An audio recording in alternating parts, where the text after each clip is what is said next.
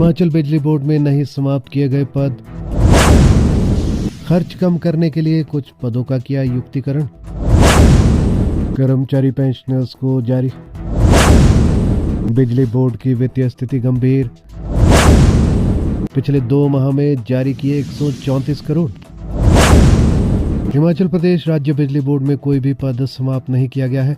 ये जानकारी Himachal Pradesh state electricity board limited के प्रवक्ता अनुराग पराशर ने दी है।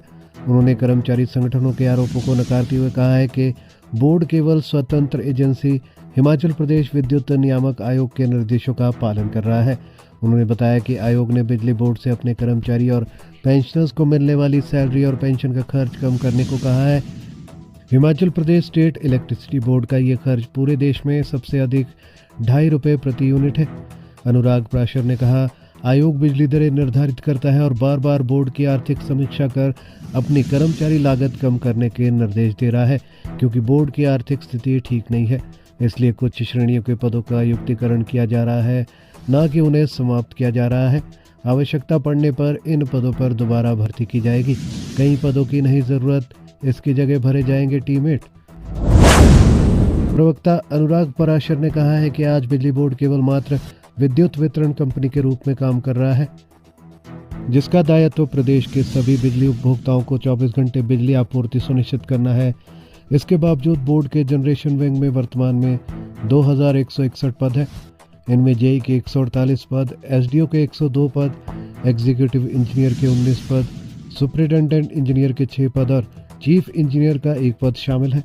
वही कंपनी का मुख्य काम अब बिजली उत्पादन नहीं रह गया है। इसमें सिविल एसडीओ सिविल के 7 पद, जेई सिविल के 30 पद, एसडीओ इलेक्ट्रिक के 15, जेई इलेक्ट्रिकल के 16, एससी इलेक्ट्रिक के 1-1 पद को समायोजित किया गया है। इसके अलावा मिस्त्री, DG operator, welder, telephone attendant, gas reader, cook, ferro printer जैसे पदों की आज कोई आवश्यकता नहीं रह गई है। इन पदों की जगह टीममेट के पद भरे जाएंगे और ये फैसला बिजली बोर्ड के हित में है। बिजली बोर्ड की वित्तीय स्थिति गंभीर। अनुराग पराशर ने कहा है कि कर्मचारी और अधिकारी बोर्ड की रीढ़ है, जो अपनी बहुमूल्य सेवाएं कर्मठता से दे रहे हैं। उनकी सेवाओं को देखते हुए बोर्ड ने अपने कर्मचारी व पेंशनर्स को डीए और संशोधित वेतनमान के एरियर के रूप में पिछले 2 माह में 134 करोड़ रुपए जारी किए हैं। पिछले कई सालों से इतनी बड़ी धनराशि कभी जारी नहीं की गई।